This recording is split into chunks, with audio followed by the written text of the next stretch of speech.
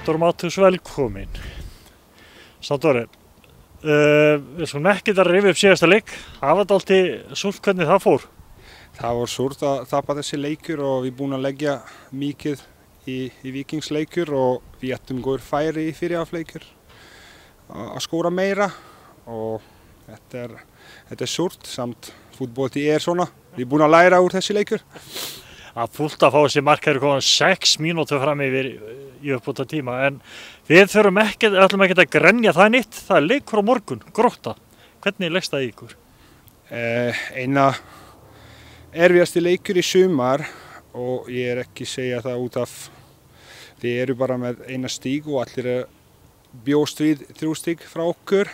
Ég er að segja út af svona líð alltaf hættulegt. Þið að berjast lífið sitt og eins og ljónið og leggja mikið í vörninni og erfitt að brjóta upp ísið og vonandi við getur að gera það í byrjunleikur, fyrirháleikur og þá verður auðveldri.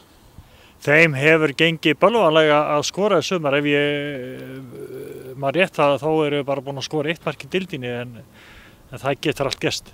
Já, getur allt gerst og fútbolti er ekki svona auðvelt. Eitt gott skott, eitt gott aukaspyrna nú að skora og við verðum að vera vakandi aftur í vörninni og ég sjálfur í markinu. Kannski verður lítið að gera, samt verður að gera það 100%. Það er náttúrulega eins og oft sagt að með hverjum tapleiknum þá styttist í sigurinn, þannig að menn þurfa að gæta sín. Já, vonandi þú ert alveg rétt og þetta verður svona á morgun. En hópurinn er klár? Já, hópurinn er klár. Byrjunlið ég held, nánast klárt, minnstakosti hjá Donna. Og hann bara tilkynna fyrir okkur í kvöld.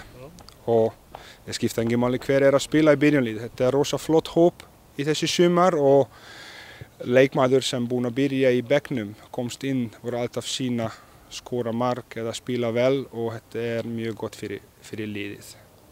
Það er náttúrulega verið þannig að við erum með nokkuð breiðan hóp þannig að margir sem að bíða eftir að koma af stað. Það er mjög gott og líka mjög gott fyrir æfingar, samkeppni í æfingunni. Það er sem hjálpa rosa mikið í. Og við viljum fá náttúrulega fullt af áhorfendum.